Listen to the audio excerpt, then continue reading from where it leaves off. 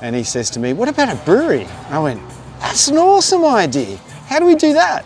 We're here in Huskisson in Jervis Bay, one of the most beautiful places you can find on the south coast of New South Wales. And up until recently, the main reason people came down here was to go whale watching and check out the beautiful white sand beaches. But all that has changed with the opening of Jervis Bay Brewing Co. And now there is another incredible reason to come down to this destination. Let's go inside and find out a bit more. In less than a year, Jervis Bay Brewing Co. has become one of the best craft beer makers and social venues in New South Wales. During our travels around the south coast, we stopped by to meet co-founder Paul Walker, who shared the highs and lows of opening up a brewery in the Shoalhaven region. So Paul, tell me a little bit about Jervis Bay Brewing Co. A mate of mine, Ben, we were sitting in the car and we were whinging that there was nowhere cool to go out in Jervis Bay. And he said to me, why don't we open up a bar? And I was like, I don't want to open up a bar, that's just boring. Next day we're in the car and he says to me, what about a brewery? I went, that's an awesome idea. How do we do that? So there are four of us, there are four directors and partners in this thing, and with diverse backgrounds. Christian's background is in online product development, mine's in media and advertising, Ben's is in hospitality, and Oisin's our brewer, but he's got a doctorate of ecology, so sustainability and environmentalism is at the heart, one of the pillars of our business. We have a 1,000-litre brew house, which means we can brew 1,000 litres at a time. And we've got 8,000 litres of storage space. So 6,000 litres in fermentation. We've got a 2,000 litre bright tank, which means that we, on average, can produce about 18 to 19 kegs a week. You go through those kegs? Oh yeah, we do. So this tap room here can go through 20 kegs a week quite easily. Being sustainable is actually really quite expensive as a business. It's little stuff, like all of the cans that we have, we'd make sure that we're recycling, and the 10 cents we put to charity, for example, or breweries by their very nature use a lot of energy and a lot of gas to heat it up. So we're working towards being 100% sustainable. You opened in December last year. What has happened since then? We opened on the 20th of December. On the 25th of December, we got hit by the bushfires. Like on New Year's Eve, customers coming in asking for napkins so they could put it over their beers because ash was falling into their beers. So we were just like, right, I'm shutting up shop. And then the whole place was evacuated. Only locals were allowed to be here. So we saw no tourism at all for probably a month to 6 weeks. And then COVID hit. So as a new business, we were thinking, we're cursed, you know? But what sustained us through that whole period was the local support. So when we were shut down with COVID, we switched our business model to doing takeaways. And what we've actually seen is it's in a bizarre way, COVID's obviously hit our business really badly, but it's forced us to pivot, focus on takeaway business. And we canned all of our stock, which means we weren't going to focus on canning until, say, the summer.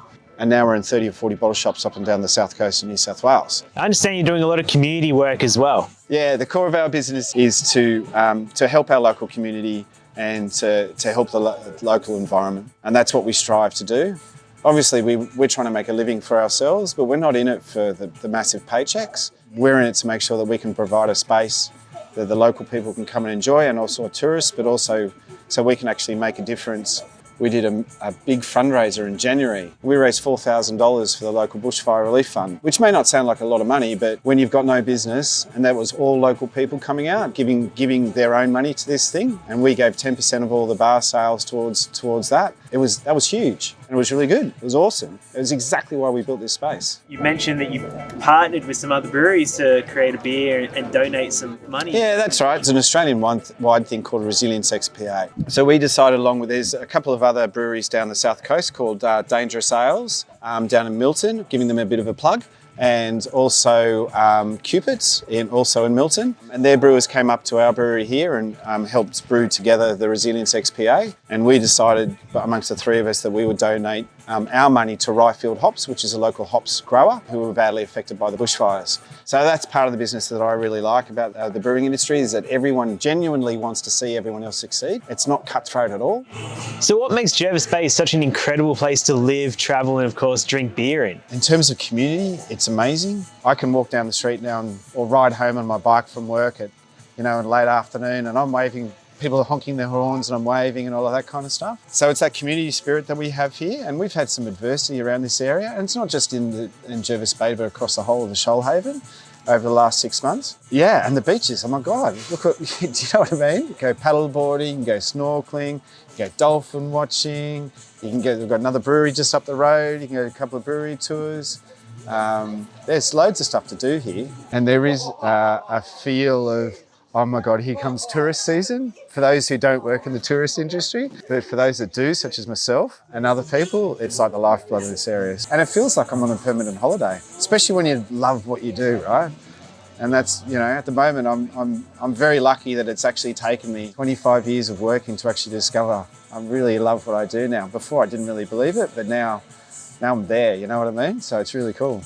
Instead of your own kitchen, you have food vans. Why did you guys decide to do that? On the original plans, we had a kitchen because we thought we'd have a kitchen here. And the council go, well, if you have a kitchen, you're a restaurant, so you have to have 22 parking spots. And we looked around the beer garden and went, well, if we have a kitchen, we can't have a beer garden. And so I said, just as a throwaway line, well, to be honest with you, we were just going to have food trucks because we want to focus on making beer. And they said, oh, if you have a food truck, well, you don't need any parking. And we just went, right, we're just having food trucks. So now we have different food trucks almost every day. We're open from Wednesdays to Sundays, and during school holidays, we're open 7 days a week. So we have a big rotation of food trucks, and people love it. They love the variety. We get to meet more people with all the foodies that come in, build friendships, help their businesses and all that kind of stuff. So it's funny how business can happen and evolve just from a throwaway line, and it allows us to focus on beer and the production of beer and the distribution of beer, and we can still make people happy. We get people calling, what food truck have you got on today? Yeah, it's good. It was the best mistake we ever did. What I love about this place is that the locals feel that they can come by themselves and that they'll know someone here and have a chat. Like on a Sunday afternoon, we might have a band here, and it's just like sitting in a massive living room and everyone having a chit chat. But then the tourists can come in, and all the reviews that we get, we've got really friendly staff, great beer, great music. It's great. I get my biggest kick out of this place about seeing people enjoy themselves. What's your favourite beer here? Look, I drink beer like I listen to music. A new favourite song, I will. If I find a new song I really like, I play it to death. It's the same with a new favourite beer. I'll drink that one to death until I get bored of it, just like the song. At the moment, it would be our Bright Idea XPA.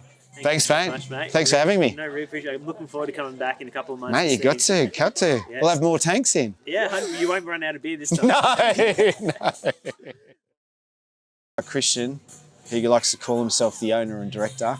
Can you put that in, please? Put that in the B-roll or whatever. That's an in-joke.